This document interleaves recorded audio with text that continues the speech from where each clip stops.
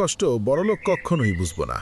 রাস্তায় যখন একজন ভিক্ষুক বৈশা ভিক্ষা করে, তখন রাস্তার পাশ দিয়ে হাইটে যাওয়া গরিব মানুষটাই ওই অসহায় মানুষটারে দেখা মায়া করব, আফসোস করব, নিজের সাধ্যমতো যা পারব দিয়ে যাইব। কথাগুলা এক্কেবারে হাসা।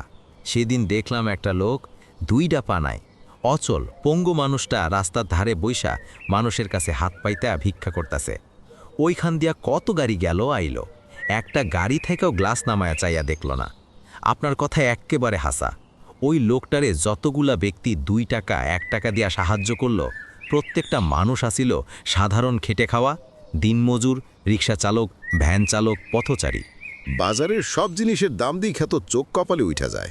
যেই আলুর কেজি 20 টাকা আসিল, সেই আলু এখন 40 টাকা। চাল, ডাল, তেল কিচ্ছু কেনার উপায় নাই। আর বলবেন না, কালকে দোকানে গেছিলাম, একটা ডিমের দাম চাইল 15 টাকা। আমার তো পকেটের অবস্থা খারাপ।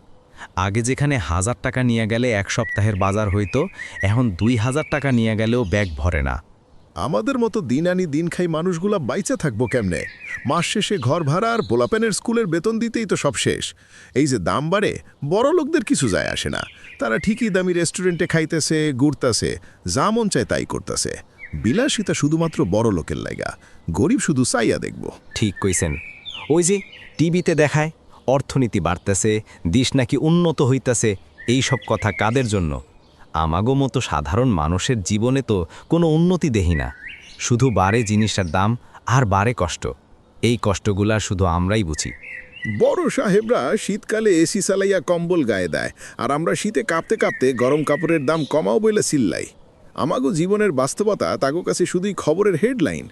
হায় রে কপাল, আমাগো আর কিছু করার নাই। তবু তো বাইচা থাউন লাগবো, কামাই করতে হইব। এই সংগ্রামই আমাগো নিত্যদিনের জীবন।